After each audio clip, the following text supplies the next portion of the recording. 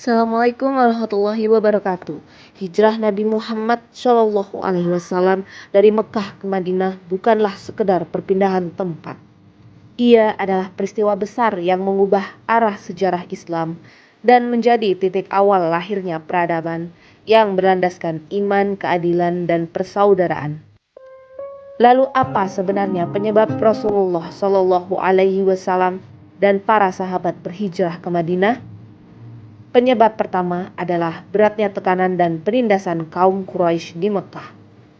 Selama lebih dari 10 tahun berdakwah, Nabi dan para pengikutnya menghadapi siksaan fisik dan mental. Kaum muslim disiksa, diboikot secara ekonomi, dijauhi keluarga, bahkan dibunuh. Bilal diseret di padang pasir, Sumayyah syahid, dan kaum lemah tak memiliki perlindungan. Situasi ini membuat dakwah termustahil berkembang secara bebas di Mekah. Penyebab kedua adalah penolakan elit Quraisy terhadap ajaran tauhid. Dakwah Nabi Muhammad SAW dianggap mengancam tatanan sosial, ekonomi, dan kekuasaan mereka. Islam menghapuskan perbedaan status, menentang penyembahan berhala, dan menegakkan keadilan. Karena itu para pemimpin Quraisy tidak hanya menolak tetapi juga bersepakat untuk menghentikan dakwah dengan cara apapun, termasuk rencana pembunuhan terhadap Rasulullah SAW. Penyebab ketiga adalah datangnya harapan baru dari Madinah yang saat itu bernama Yathrib. Penduduk Madinah dari suku Aus dan Khazraj telah mendengar tentang Islam dan mengenal konsep kenabian melalui komunitas Yahudi.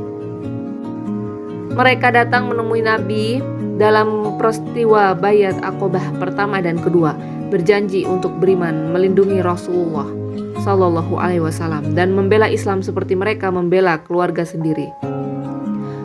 Madinah menjadi tempat yang aman dan siap menerima kepemimpinan Islam. Penyebab keempat adalah izin dan perintah Allah Subhanahu wa Ta'ala. Hijrah bukan keputusan spontan atau lari dari masalah. Ia adalah langkah strategis yang direncanakan dengan matang atas petunjuk Allah. Rasulullah SAW menunggu perintah hijrah, memilih waktu yang tepat, mengatur rute yang tidak biasa, dan menyiapkan segala kebutuhan dengan penuh kehati-hatian. Ini menunjukkan bahwa tawakal tidak pernah lepas dari ikhtiar.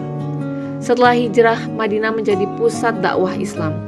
Di sanalah Nabi membangun masjid, mempersaudarakan kaum muhajirin dan ansor, serta menyusun piagam Madinah yang menjamin keadilan dan toleransi antar umat.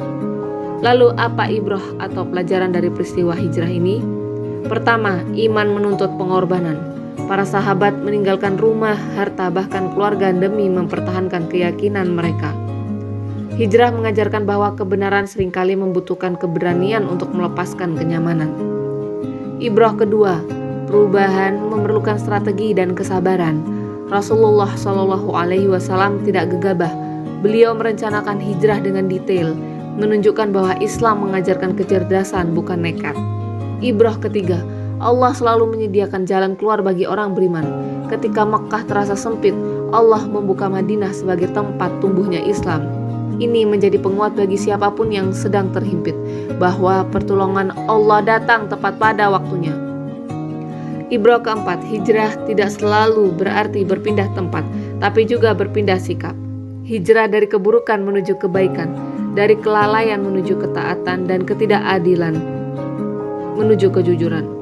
Semoga kisah hijrah Nabi Muhammad SAW menguatkan langkah kita untuk terus memperbaiki diri dan berani berhijrah menuju kehidupan yang diridhoi Allah. Wassalamualaikum warahmatullahi wabarakatuh.